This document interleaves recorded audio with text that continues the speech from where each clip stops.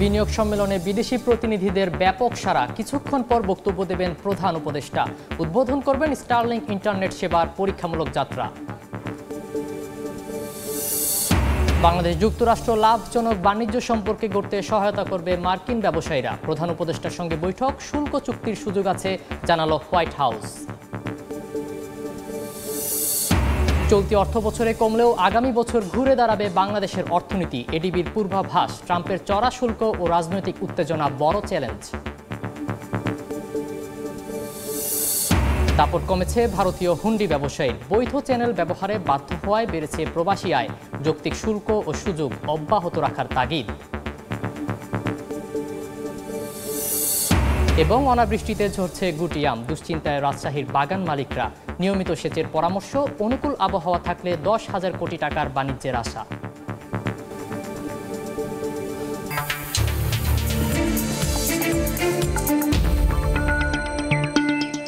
দেখছিলেন শিরোনাম। আমন্ত্রণ জানাচ্ছি দেশ ও দেশের বাইরের অর্থ বাণিজ্যের নানা খবর নিয়ে আমাদের নিয়মিত আয়োজন এ সময়ের বাণিজ্যে। আপনাদের সঙ্গে আছি আমি সাখাওয়াত হোসেন শাহ। বিনিয়োগ সম্মেলনে যোগ দিয়েছেন প্রধান উপদেষ্টা ডক্টর মোহাম্মদ ইউনুস। কিছুক্ষণ পর বিদেশি বিনিয়োগকারীদের উদ্দেশ্যে দেবেন বক্তব্য। এছাড়াও স্টারলিংকের ইন্টারনেট সেবার পরীক্ষামূলক যাত্রা উদ্বোধন করবেন প্রধান উপদেষ্টা। হোটেল ইন্টারকন্টিনেন্টালে তৃতীয় দিনের বিজনেস সামিটে ডক্টর ইউনুস বিদেশি বিনিয়োগ আকৃষ্ট করতে নেওয়া বিভিন্ন পদক্ষেপ তুলে ধরবেন। এরই মধ্যে যুক্তরাষ্ট্র, চীন, কোরিয়া, সুইজারল্যান্ড সহ বেশ কয়েকটি দেশের ব্যবসায়ীরা প্রতিনিধিদের বিভিন্ন সেক্টরে বিনিয়োগে আগ্রহ প্রকাশ করেছেন। এছাড়াও বাংলাদেশে অর্থনৈতিক উন্নয়নের জন্য কয়েকটি বিদেশি ব্যাংক ইতিমধ্যে ঋণের প্রতিশ্রুতিও দিয়েছে। সম্মেলন থেকে স্টারলিংকের ইন্টারনেট সেবার পরীক্ষামূলক যাত্রার উদ্বোধন করবেন প্রধান উপদেষ্টা। এর মাধ্যমে মহাকাশ ভিত্তিক কৃত্রিম উপগ্রহের ইন্টারনেটের ব্যবহারে এগিয়ে যাবে বাংলাদেশ।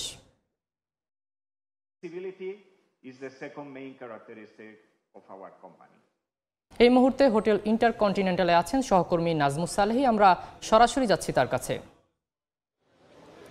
আজকে বাংলাদেশের জন্য নিঃসন্দেহে একটি অনেক মাইল ফলক। আজকে বাংলাদেশ ইন্টারনেট সেবার এক নবদিগন্ত উন্মোচিত হলো। এর মাধ্যমে ইতোমধ্যেই বাংলাদেশে আজকে থেকে পরীক্ষামূলক সম্প্রচার শুরু করেছে স্টারলিংকের ইন্টারনেট সেবা। এর মাধ্যমে আসলে বাংলাদেশে তথ্য প্রযুক্তিতে অনেকটা অভাবনীয় সাফল্য আসবে বলে মনে করছেন আইটি এক্সপার্টরা। তারা বলছেন যে বাংলাদেশে গ্রাম এবং শহরে একই স্পিডে একই রকমভাবে সমান তালে ইন্টারনেট সেবা দেওয়ার সুযোগ পাবে। একই সঙ্গে হচ্ছে পার্বত্য এবং পাহাড়ি অঞ্চলে কোনো ধরনের ইন্টারনেট যে হ্যাসেল, যে বিড়ম্বনা তার থাকবে না। এর মধ্য দিয়ে ইন্টারনেট বেসড বিশ্ব যে ইকোনমিক, তার মধ্যে বাংলাদেশ যুক্ত হওয়ার সুযোগ পাবে। অর্থাৎ যেসব ফ্রিল্যান্সাররা যে সমস্ত কাজ করে থাকেন ইন্টারনেটের মাধ্যমে, সেইটির গতি একদিকে যেমন বাড়বে এবং সেটির নবদিগন্ত উন্মোচিত হবে। সুতরাং অনলাইনে এবং হচ্ছে ইন্টারনেট বেজ যেই অর্থনৈতিক জোন রয়েছে গোটা বিশ্ব অর্থনীতিতে, তার সঙ্গে বাংলাদেশের ফ্রিল্যান্সাররা এখন থেকে সহজেই যুক্ত হয়ে সেটিকে বাংলাদেশে রেমিটেন্স নিয়ে আসতে পারবে। আজকে সেটি হচ্ছে যে পরীক্ষামূলক যাত্রা শুরু হলো। বাংলাদেশ যদি সেটিকে পরীক্ষা নিরীক্ষা করে দেখে তাদের জন্য ভায়াবল মনে করে এবং তাদের জন্য সাশ্রয়ী মনে করে, তাহলে বাংলাদেশ স্টারলিংকের সঙ্গে হয়তো আনুষ্ঠানিক কোনো চুক্তিতেও যেতে পারে। তবে প্রাথমিকভাবে এই যাত্রাটি আজকে থেকে শুরু হলো। যে বিনিয়োগ যে সম্মেলন, তার তৃতীয় দিনে আজকে বিদেশি বিনিয়োগকারীদের উদ্দেশ্যে বাংলাদেশের উপদেষ্টা ডক্টর মোহাম্মদ ইউনুস যিনি বক্তব্য রাখবেন, তিনি মূলত তিনি যেটি বেশ কয়েকদিন থেকে বলে আসছেন, তার লিখিত যে বক্তব্য তো আসলে নেই, কিন্তু তিনি যে বক্তব্য দিবেন সেখানে আসলে ধারণা করা হচ্ছে সেই বক্তব্যেরই আসলে ধারাবাহিকতা থাকবে। অর্থাৎ তিনি বিদেশি বিনিয়োগকারীদেরকে বোঝাতে চাইবেন যে বাংলাদেশ এখন বিনিয়োগের জন্য উপযুক্ত ক্ষেত্র এবং বাংলাদেশের পরিবহন এবং সমুদ্র সীমা ব্যবহার করে পার্শ্ববর্তী দেশগুলোতেও বাংলাদেশের থেকে সহজেই পণ্য পরিবহন করে তা মার্কেটিং করার সুযোগ রয়েছে। সুতরাং এটিকে জিওপলিটিক্যালি বাংলাদেশের যে অবস্থান, তাতে আসলে এই বঙ্গোপসাগরে বাংলাদেশের জন্য এক্সেসটা সব থেকে বেশি। এই সমুদ্র সীমা ব্যবহার করে পার্শ্ববর্তী দেশগুলোতে কিভাবে বিনিয়োগ বাণিজ্যকে সম্প্রসারণ করা যায় সেই যৌক্তিকতা তিনি তুলে ধরবেন এবং বাংলাদেশ সরকারের পক্ষ থেকে বিনিয়োগকারীদেরকে সর্বোচ্চ সহযোগিতা আসলে দেওয়া হবে। কোন কোন ক্ষেত্রে কি কি সহযোগিতা করতে পারে তা তিনি জানতে চাইবেন এবং ব্যবসায়ীদের কাছ থেকে তিনি আসলে জানতে চাইবেন যে কে কী ধরনের বিজনেস বাংলাদেশে করতে চান এবং সেক্ষেত্রে সরকারের কি কি করণীয় রয়েছে। গত দুদিন ধরে সেগুলো চলছে। তার ধারাবাহিকতায় কিন্তু আমরা দেখেছি চীন, কোরিয়া এবং সুইজারল্যান্ড ইতিমধ্যে বাংলাদেশে বিনিয়োগের ঘোষণা দিয়েছে এবং বেশ কিছু ব্যাংক এই বিনিয়োগ অবকাঠামো গড়ে তুলতে তারা বিনিয়োগ, তারা সহজ শর্তে ঋণেরও কিন্তু প্রতিশ্রুতি দিয়েছে। অর্থাৎ 5 আগস্ট পরবর্তী সময়ে বাংলাদেশে ব্যবসা বাণিজ্যের যে কি পরিস্থিতি হতে পারে তা নিয়ে যেমন ধোঁয়াশা ছিল, এই বিনিয়োগ সম্মেলনের মধ্যে দিয়ে তার মেঘ অনেকটা কেটে যাবে বলে মনে করছেন বাংলাদেশের ব্যবসা সংশ্লিষ্টরা। এই ছিল আমার কাছে হোটেল ইন্টারকন্টিনেন্টাল থেকে সর্বশেষ।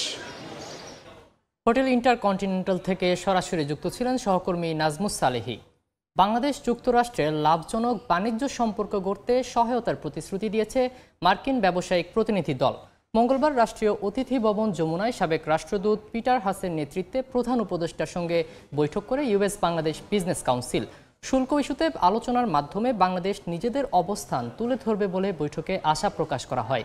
এদিকে হোয়াইট হাউসের নিয়মিত প্রেস ব্রিফিংয়ে উঠে আসে বাংলাদেশের উপর চড়া শুল্ক আরোপের প্রসঙ্গ। চলতি মাসের শুরুতে তালিকা দেখিয়ে বাংলাদেশ সহ 100টি দেশের উপর চড়া শুল্ক আরোপের ঘোষণা দেন মার্কিন প্রেসিডেন্ট ডোনাল্ড ট্রাম্প। বৃহৎ রফতানি বাজারে এমন বাণিজ্যের বাধার খবরে নড়েচড়ে বসে অন্তর্বর্তীকালীন সরকার। গত সোমবার ট্রাম্পকে পাঠানো প্রধান উপদেষ্টার চিঠিতে 3 মাসের জন্য 37% শুল্ক প্রস্তাব স্থগিতের আহ্বান জানানো হয়। শুল্ক উত্তেজনার মধ্যেই ঢাকায় বসা বিনিয়োগ সামিটের ফাঁকে প্রধান উপদেষ্টার সঙ্গে বৈঠকে অংশ নিলেন যুক্তরাষ্ট্রের শীর্ষ কয়েকটি কোম্পানির প্রতিনিধিরা, যেখানে ইউএস বাংলাদেশ বিজনেস কাউন্সিলের নেতৃত্ব দেন এক্সেলারেট এনার্জির কৌশলগত উপদেষ্টা ও সাবেক মার্কিন রাষ্ট্রদূত পিটার হাস। ছিলেন মেটা, ভিসা, শেভরন, উবার, বোয়িং এর মতো কোম্পানিগুলোর এক্সপার্ট কাউন্সিলের প্রতিনিধিরা। বৈঠকে বাংলাদেশ যুক্তরাষ্ট্রের মধ্যে পারস্পরিক লাভজনক বাণিজ্যিক সম্পর্ক গড়ে তুলতে সহায়তার প্রতিশ্রুতি দেন প্রতিনিধি দলের সদস্যরা। আলোচনায় উঠে আসে শুল্ক প্রসঙ্গ জানিয়ে মার্কিন পররাষ্ট্র দপ্তরের দক্ষিণ ও মধ্য এশিয়া বিষয়ক সাবেক সহকারী সচিব নিশা দেশাই জানান, মার্কিন কোম্পানিগুলো বাংলাদেশের অর্থনৈতিক প্রবৃদ্ধির মূল চালিকা শক্তি। তাই তারা আশা করেন শুল্ক ইস্যুতে আলোচনার মাধ্যমে বাংলাদেশ তাদের নিজেদের অবস্থান তুলে ধরবে। এদিকে মঙ্গলবার হোয়াইট হাউসের নিয়মিত প্রেস ব্রিফিংয়েও ওঠে বাংলাদেশের উপর চড়া শুল্ক আরোপের প্রসঙ্গ। বাংলাদেশ ও মাদাগাস্কারের মতো অর্থনীতির দেশের উপর বাড়তি শুল্ক আরোপের প্রভাব নিয়ে করা এক প্রশ্নের জবাবে প্রেস সেক্রেটারি ক্যারোলাইন লেভিট জানান, একটি চুক্তিতে যাতে পৌঁছানো যায় সেজন্য মার্কিন প্রেসিডেন্ট আগামীতে যে কোনো দেশের সঙ্গে কথা বলতে প্রস্তুত। যুক্তরাষ্ট্র এমন কিছু দেশের উপর শুল্ক আরোপ করেছে যাদের অর্থনৈতিক অবকাঠামো বেশ দুর্বল, যেমন বাংলাদেশ ও মাদাগাস্কার। প্রেসিডেন্ট ট্রাম্প এসব দেশগুলোর সঙ্গে কিভাবে বাণিজ্য ঘাটতি ঠিক করতে চান? এসব দেশের টেক্সটাইল শিল্পকে সুরক্ষা দেয়া হবে কি? First of all, the reciprocal tariff rates that were implemented by country were focused on বিভিন্ন দেশ এতদিন যুক্তরাষ্ট্রের উপর আর্থিক ও অ-আর্থিক নীতি দ্বারা বাণিজ্য বাধা তৈরি করে রেখেছিল, যা দীর্ঘ সময় ধরে কার্যকর থাকায় যুক্তরাষ্ট্রের পক্ষে এসব দেশে রফতানি করা কঠিন হয়ে পড়ে। ভবিষ্যতের দিকে তাকিয়ে প্রেসিডেন্ট যে কোনো দেশের সঙ্গে কথা বলতে প্রস্তুত। যে দেশ ফোন করবে সে দেশের প্রশাসনের সঙ্গেই কথা বলবেন তিনি। বাণিজ্য চুক্তি করতে এরই মধ্যে অনেক দেশ যোগাযোগ করেছে। এর আগে গত সোমবার যুক্তরাষ্ট্রের বাণিজ্য প্রতিনিধির কাছে চিঠি পাঠান বাণিজ্য উপদেষ্টা। এতে ট্যারিফ লাইনের আগের 190টি সহ 100টি পণ্যকে শুল্ক মুক্ত করার বিষয়ে বাংলাদেশ ভাবছে বলে উল্লেখ করা হয়। শাবাব ওয়াসি, সময় সংবাদ, ঢাকা। চলতি অর্থবছরে বাংলাদেশের অর্থনীতি চাপে থাকলেও আগামী বছর তা ঘুরে দাঁড়াবে বলে পূর্বাভাস দিয়েছে এশীয় উন্নয়ন ব্যাংক এডিবি। সংস্থাটি তার হালনাগাদ প্রতিবেদনে বলছে 2024-25 অর্থবছরে অর্থনৈতিক প্রবৃদ্ধি হতে পারে 3.9% এবং পরের বছর তা বেড়ে হবে 5.1%। এডিবি ডেভেলপমেন্ট আউটলুক নামে প্রতিবেদনটির বাংলাদেশ অংশ আজ দুপুরে আনুষ্ঠানিকভাবে প্রতিষ্ঠানটির ঢাকা কার্যালয়ে প্রকাশ করা হবে। এতে বলা হয়, চলতি অর্থবছরে সার্বিক মূল্যস্ফীতি 10.2% হলেও আগামী বছর তা 8% নেমে আসবে। রাজনৈতিক অস্থিরতার জেরে সরবরাহ ব্যবস্থা বিঘ্নিত হওয়ায় চলতি অর্থবছরে প্রবৃদ্ধি কম হওয়ার পূর্বাভাস দিচ্ছে এডিবি। তবে আগামী অর্থবছরে বিনিয়োগ পরিস্থিতির উন্নয়ন এবং সামষ্টিক অর্থনীতির স্থিতিশীলতায় ঘুরে দাঁড়াবে অর্থনীতি। নির্বাচনকে কেন্দ্র করে খরচ বৃদ্ধি ও রাজনৈতিক উত্তেজনা, প্রাকৃতিক দুর্যোগ এবং যুক্তরাষ্ট্রের চড়া শুল্ক আরোপ বাংলাদেশের জন্য চ্যালেঞ্জ হিসেবে তুলে ধরা হয়েছে। গেল অর্থবছরে প্রায় $24 বিলিয়ন প্রবাসী আয় এলেও চলতি অর্থবছরের প্রথম 9 মাসেই এসেছে $21 বিলিয়ন। এমন প্রেক্ষাপটে ব্যাংকগুলো বলছে, ব্যাংক খাতে শৃঙ্খলা ফেরার কারণেই প্রবাসী আয় বাড়ছে। প্রবীণ অর্থনীতিবিদরা বলছেন, অন্তর্বর্তী সরকারের আমলে ভারতীয় হুন্ডি ব্যবসায়ীরা সংকুচিত হওয়ায় বৈধ চ্যানেলের ব্যবহার বাড়ছে। 2023-24 অর্থবছর জুড়ে মাসভিত্তিক আয় ছিল গড়ে কম বেশি $2 বিলিয়ন বা $200 কোটি রেমিটেন্স। কিন্তু আগস্টে পট পরিবর্তনের পর থেকেই চমক লাগে প্রবাসীদের পাঠানো অর্থে। ঊর্ধ্বমুখী ধারায় যা মার্চে সব রেকর্ড ছাপিয়ে দাঁড়ায় $3 বিলিয়ন। ব্যাংকগুলো জানায়, বিগত সময়ে রেমিটেন্স যতটা এসেছে তার তথ্য সঠিক সময়ে প্রকাশেও দ্বিধা ছিল বাংলাদেশ ব্যাংকের। বর্তমানে সুশাসন ফেরায় আশান্বিত করছে প্রবাসী আয়। আগে আমরা দেখতাম যে আপনার রেমিটেন্স হয়তো দেখা গেল ওখান থেকে পাঠাইছে, একদিন পরে ক্রেডিট হয়েছে, 2 দিন পরে ক্রেডিট হয়েছে। এখন আসলে রিয়েল টাইমে ক্রেডিট হয়ে যাচ্ছে। বিগত আওয়ামী সরকারের সময় সেন্ট্রাল ব্যাংকের নানা অব্যবস্থাপনার কারণে কাঙ্ক্ষিতভাবে প্রভাব পড়েনি প্রবাসী আয়ে। এর নেপথ্যে গল্প রয়েছে হুন্ডি ব্যবসায়ীদের শক্তিশালী তৎপরতার। মূলত ভারতীয় উপমহাদেশে এক শ্রেণীর মারোয়ারিদের মাধ্যমে হুন্ডি ব্যবসার গোড়াপত্তন হয় 20 শতাব্দীর শুরুর দিকে, যার মূল নিয়ন্ত্রক এখনো ভারতীয় এই ব্যবসায়ীরাই। আওয়ামী লীগ সরকার পতনের পর ভারত বাংলাদেশ সম্পর্ক হয়েছে তিক্ত। এছাড়া অবৈধ ব্যবসায় পৃষ্ঠপোষকতা না পাওয়ায় তারা অনেকটা গুটিয়ে ফেলেছে কার্যক্রম। ইন্ডিয়ান মারোয়ারিরা হুন্ডি ব্যবসা নিয়ন্ত্রণ করে বাংলাদেশের ক্ষেত্রে, তারা আপাতত একটু হাত টান করে বসে আছে। সেই কারণে বাংলাদেশি জনগণ, শ্রমিকরা তারা প্রপার চ্যানেলে অর্থাৎ ব্যাংকিং চ্যানেলের মাধ্যমে টাকা পাঠাচ্ছে। অন্যদিকে হুন্ডি আরও নিয়ন্ত্রণে বাণিজ্য খাতে যৌক্তিক শুল্ক নির্ধারণ ও প্রবাসীদের সুযোগ সুবিধা অব্যাহত রাখার কথা বলছেন এই অর্থনীতিবিদ। আলটিমেটলি তো হুন্ডিতে একটু কস্ট বেশি হয়, তা আমি যদি আরও কম কষ্টে যদি আমি ফর্মাল চ্যানেল থেকে পাই, আমি নিব কেন? আর কিছু কিছু বিষয় আছে, ধরেন স্মাগলিং টাইপের যে বিষয়গুলো আছে, সেগুলো তো কখনো বৈধ করা যাবে না। বাংলাদেশ ব্যাংকের তথ্য অনুযায়ী গত অর্থ বছরের 9 মাসে প্রায় $17 বিলিয়ন প্রবাসী আয় দেশে আসলেও চলতি অর্থ বছরের একই সময়ে রেমিটেন্স এসেছে প্রায় $22 বিলিয়ন। কাজল আব্দুল্লাহ, সময় সংবাদ, ঢাকা। এবার বন্দর বাণিজ্যের খবর।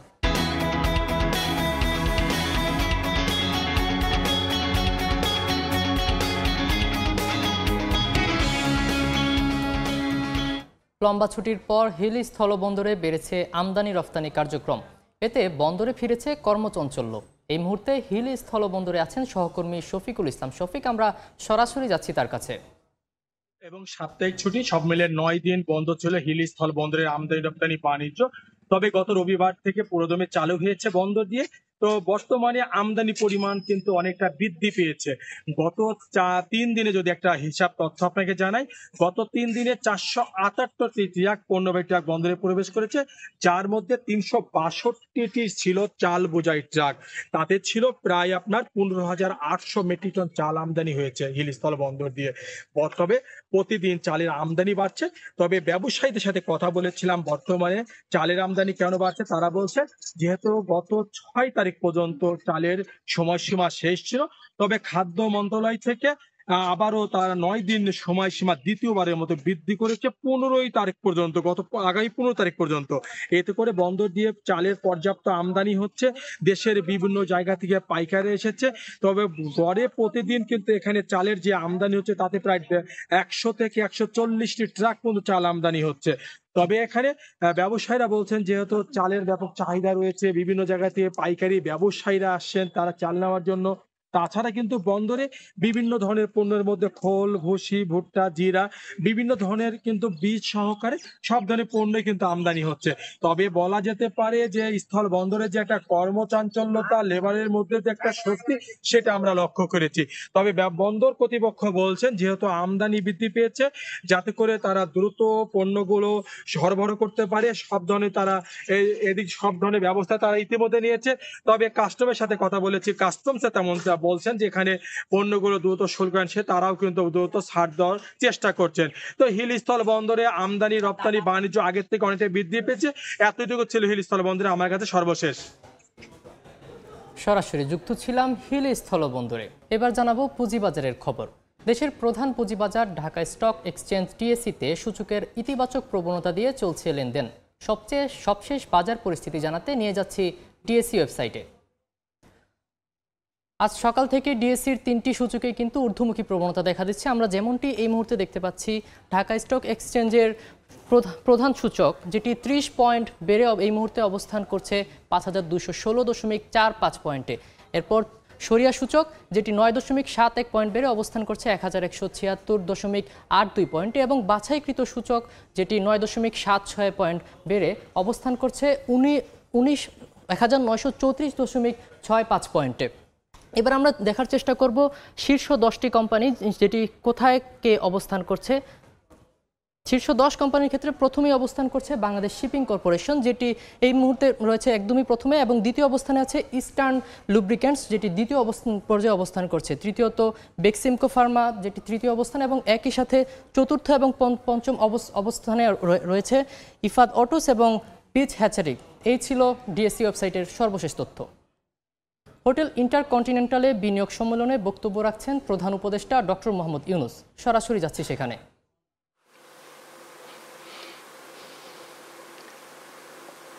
People who are just presented, they are the heroes of Bangladesh. Let's give another big applause for them.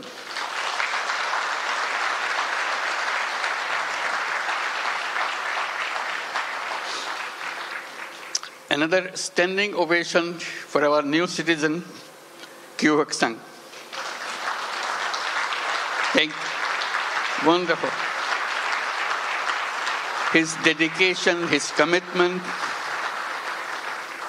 Thank you. Please have your seat. Just doesn't have any boundary. He loves Bangladesh. He worked for Bangladesh. He loves the nature of Bangladesh. I wish you could visit his factory. And he brought so many delegations this time to come to show his new land of citizenship. Can the members of the Korean delegation please stand up so that we can give you applause? Yes, indeed. Thank you. Thank you so much. Wonderful. Yeah. Fantastic.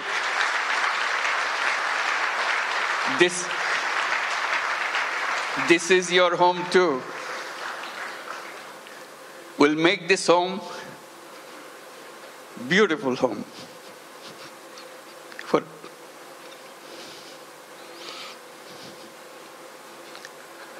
seeing them today. It's a journey that we have made the last 50 plus years. I was just remembering when we became an independent country in 1971. The celebration that we went through and commitment we made for building a new nation. Despite sacrifices of lives for achieving that independence, we rejoiced. We are free. That was 1971. Then came 1974.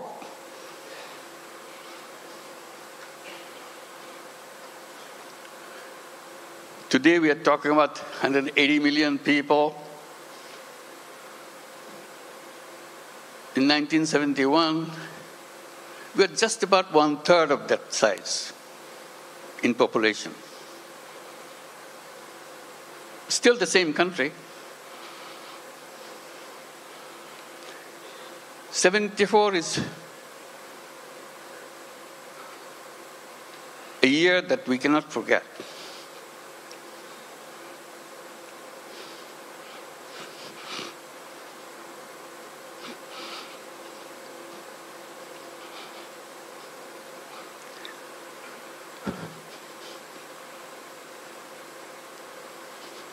Sorry.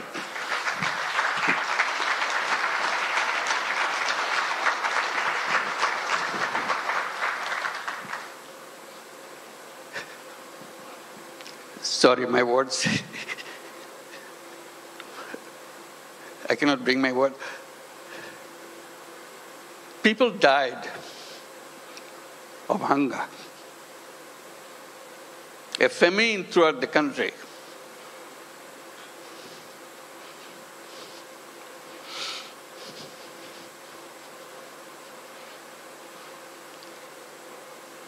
One and a half million people died.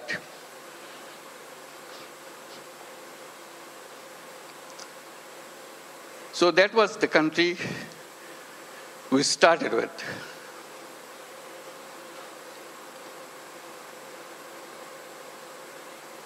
We used to grow one crop. We didn't know any other way. Our population was known as farmers because they have no other profession.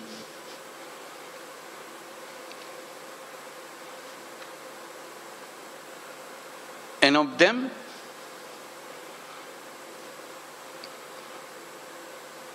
three-fourths of the population were landless farmers.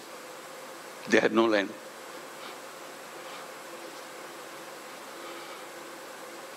They used to lease in a tiny bit of land from the people who had little bit of land to make a living by one crop. If you heard the word dirt poor,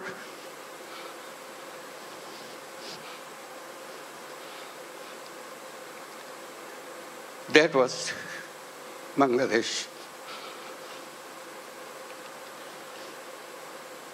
Very difficult life. So if you take that journey from 1974 to 2025, it's an amazing journey. Here we're talking about all these big industries and so on, and inviting you for so many countries to set up more industries. We're talking about the big market, talking about the big, intelligent young population.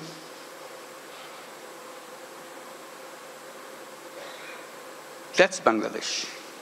Came a long way in a very short time.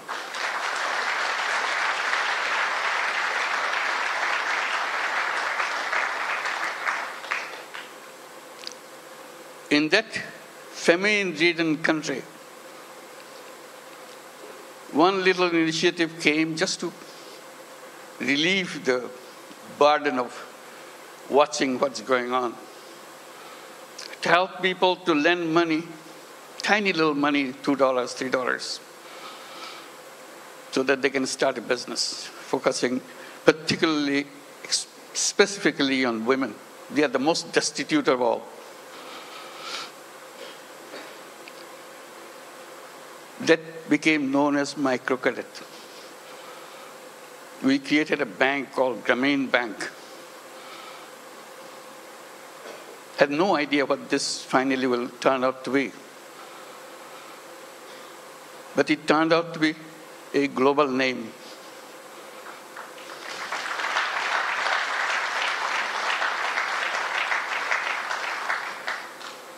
Because no matter which country you are,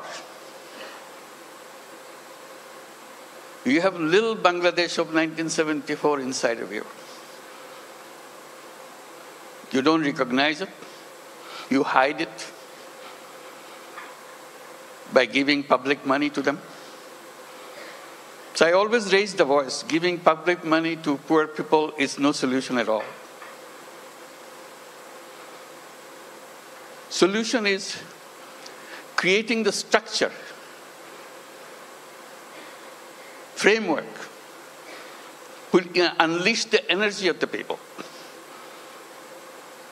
And microcredit was just a small effort of that.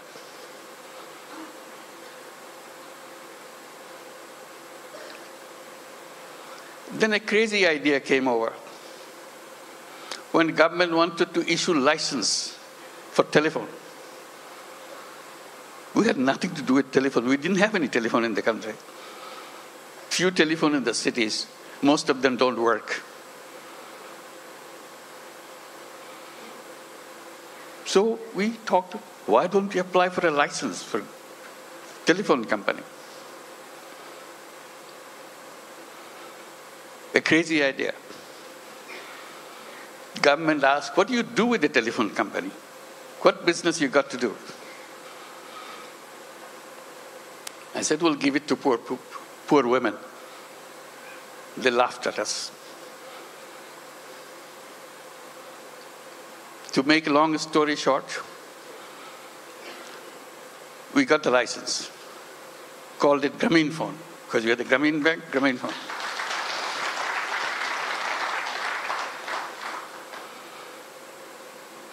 Nobody wants to partner with us because we have no knowledge, nothing. Because if Bangladesh is no place for mobile phone, there's no market for mobile phone. Who wants to be partner? So we knock at every door, international doors. Nobody wants to partner. Finally, someone I personally knew in Norway, who happens to be chairman of Telenor. I explained to him, can you help me? I explained why we want to do this and why we want to bring the phone to the women. He took it seriously. But the company board doesn't agree with him. They said, what, Bangladesh? We never heard a name called Bangladesh. So it's a big effort for him. The more board rejects, he comes back again, explain again. Finally, he got it through. The company assessment was, at the peak of this company, you will have 200,000 users of the mobile phone in the whole country. 200,000. And you cannot make a living on this with this kind of clientele. He told me, I said, are you crazy? It will be at least 10 times more than that. That's the way I could figure. It became the largest telephone company in the country.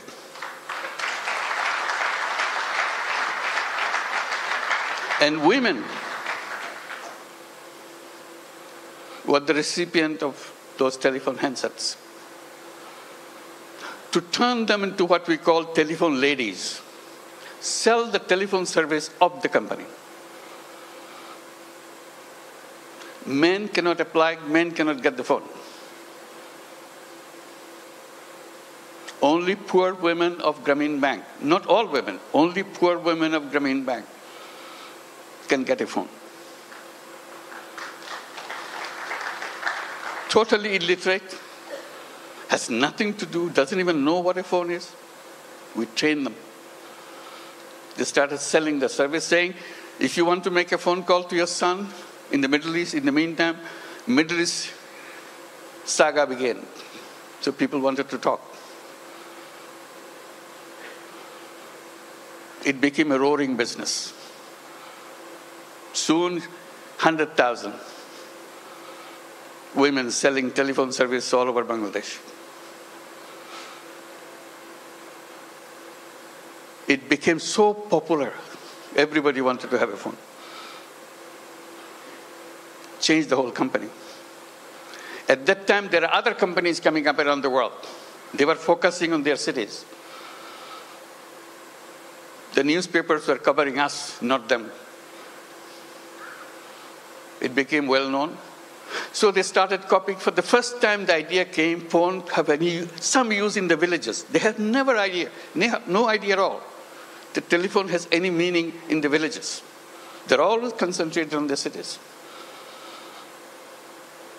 Telephone industry globally changed.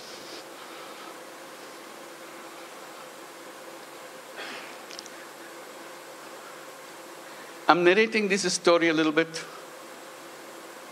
because Bangladesh is a country with crazy ideas to change the world, make things happen.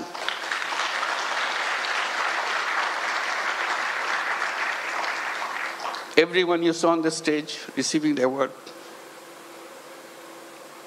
has very powerful, crazy ideas and made them happen. So we invite you to join that crowd. Not only change Bangladesh by your business, change the world.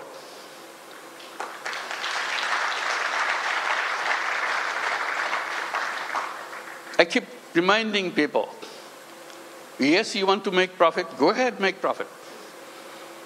Maximize as much as you can. But we can add a little piece into it. Social purpose. You don't have to get disrupted by that. It's something that you can do, you have fun. Like many of you do already. So if you want to make a business with a purpose, along with the business that we do, Bangladesh is the place.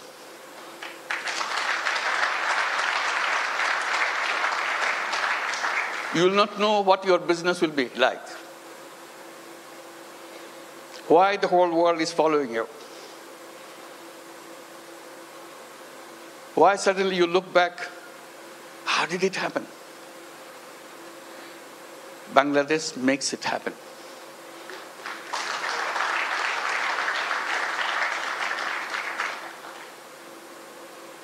Always people explain how happy you got, you make money. We show the bottom line, fantastic thing.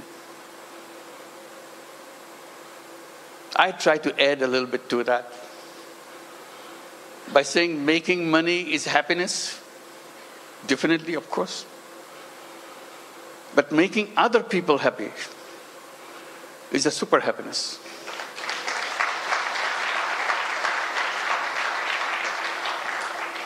If you have business in Bangladesh, you will have both happiness and super happiness.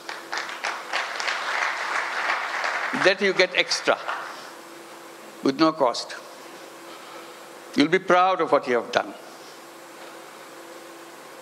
Like the people who stood here felt that. Super happy. Did something which impacted in people's lives massively. With a country of famine, we're now talking about global entry to the businesses and everything. And at the same time, I'm just Bangladesh alone, it is only one piece of the economy. We see the whole region, very powerful region, lots of resources. We work together, facilitate each other. It's not the business to grab everything out of you, it's a competition, you grab things. We twist a little bit. You earn money, but earning money together, changing the life of the people together, is a fun, it's something that immeasurable. And each of your company can enjoy that super happiness by expanding and reaching out. Reaching out, the impact that you make, you never explored. Just a little opening does the magic. Changes the world. They said business is the most powerful mechanism by which you can change the world. But we are trained to focus on some so narrow thing, we miss out the world. We can try opening a little bit.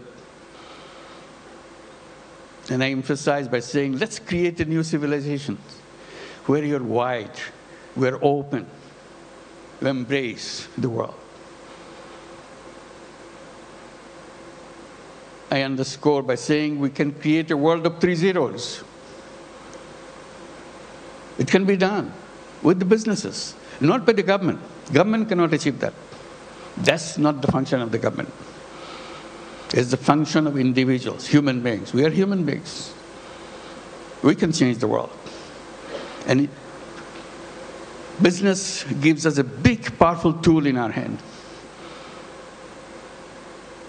And the new civilization, I say, should be a civilization where there will be no carbon emission. We can do that.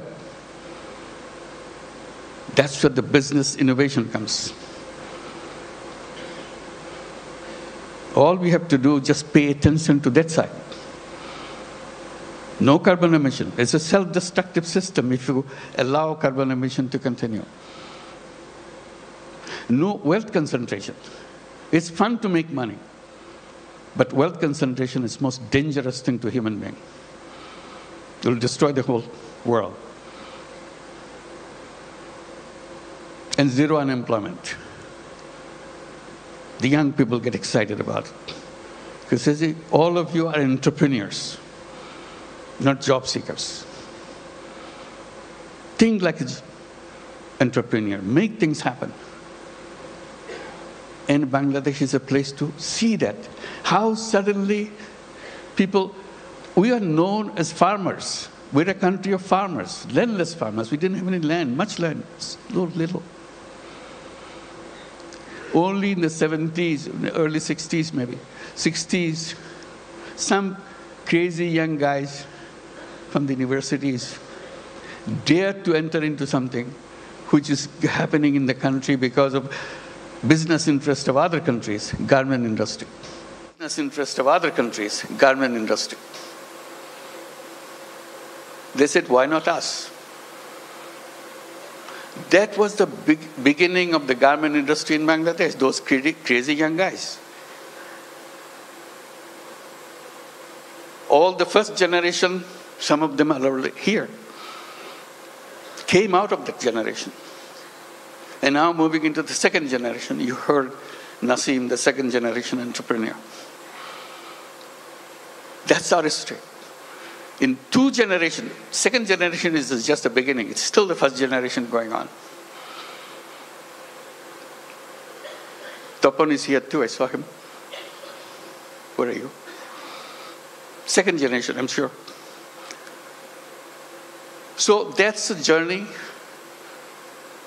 of generations. Now, what is the third generation coming up? Are we prepared for that? That's a challenge to all of us. And we talk about second generation, we have to talk third generation a little bigger. Boys and girls. Somehow, in entrepreneurship in the past, women left out. We have some, but very few. But women are as creative, as entrepreneurial as anybody else. সরাসরি যুক্ত ছিলাম hotel ইন্টারকন্টিনেন্টালে। 2 billion মার্কিন dollar বিদেশি বিনিয়োগের পাশাপাশি 2030 সালের মধ্যে বাড়তি 15 লাখ কন্টেইনার হ্যান্ডলিংয়ের চ্যালেঞ্জ মোকাবেলায় লালদিয়ারচরেই ভরসা খুঁজছে চট্টগ্রাম বন্দর কর্তৃপক্ষ। মাত্র 6টি কন্টেইনার হ্যান্ডলিংয়ের মাধ্যমে যাত্রা শুরু করা চট্টগ্রাম বন্দর এখন বছরে 32 লাখ কন্টেইনার হ্যান্ডলিং করছে। একইভাবে বন্দরের কন্টেইনার ধারণ ক্ষমতা দাঁড়িয়েছে 53,000-এ, কিন্তু 2030 সালের মধ্যে বাড়তি 15 লাখ কন্টেইনার হ্যান্ডলিং সক্ষমতার চ্যালেঞ্জ সামাল দিতে লালদিয়ারচরকেই বেছে নিয়েছে চট্টগ্রাম বন্দর কর্তৃপক্ষ। কর্ণফুলী নদীর তীর ঘেঁষে নগরীর পতেঙ্গা এলাকায় এই লালদিয়াচরের অবস্থান। ইতিমধ্যে চরের 64 একর জায়গাকে 2টি অংশে বিভক্ত করে উন্নয়ন পরিকল্পনা সাজিয়েছে বন্দর কর্তৃপক্ষ। দেশের বাজারে কমেছে স্বর্ণের দাম। 22 ক্যারেটের প্রতি ভরির দাম এখন 1248 টাকা কমে বিক্রি হচ্ছে 1,56,624 টাকায়। আজ থেকে নতুন দাম কার্যকর হচ্ছে বলে জানিয়েছে বাংলাদেশ জুয়েলার্স সমিতি বাজুস। বাজুসের তথ্য মতে 21 ক্যারেটের স্বর্ণের দাম 1201 টাকা কমে নতুন দাম 1,49,498 টাকা এবং 18 ক্যারেটের স্বর্ণের দাম 1026 টাকা কমে 1,28,141 টাকা নির্ধারণ করা হয়েছে। এছাড়া সনাতন পদ্ধতির প্রতি ভরি স্বর্ণ 875 টাকা কমে নতুন দাম হয়েছে 1,05,664 টাকা। ট্রাম্পের চড়া শুল্ক নীতির প্রভাবে বিশ্ববাজারে দাম পড়ে যাওয়ায় দেশের বাজারেও সমন্বয় করা হয়েছে স্বর্ণের দাম। সদ্য সমাপ্ত মার্চে 1 মাসে সর্বোচ্চ লেনদেনের রেকর্ড করেছে বাংলাদেশ ডাক বিভাগের ডিজিটাল লেনদেন সেবা নগদ। সর্বোচ্চ লেনদেনের এই মাসে একদিনে সর্বোচ্চ লেনদেন হয় 20 মার্চ। মার্চে প্রতিষ্ঠানটি লেনদেন করেছে 34,000 কোটি টাকার বেশি। এই অর্জনের জন্য নগদের নিবন্ধিত গ্রাহকদের শুভেচ্ছা জানিয়েছে নগদ কর্তৃপক্ষ। রেকর্ড করা এই লেনদেনের বেশিরভাগই ছিল cash in, cash out, send money, payment এবং মোবাইল রিচার্জ। মার্চ মাস জুড়ে নগদ পেমেন্টে চলা উৎসবের খুশি নগদে বেশি ক্যাম্পেইনে প্রতি ঘন্টায় উপহার জেতার সুযোগ দিয়েছিল নগদ।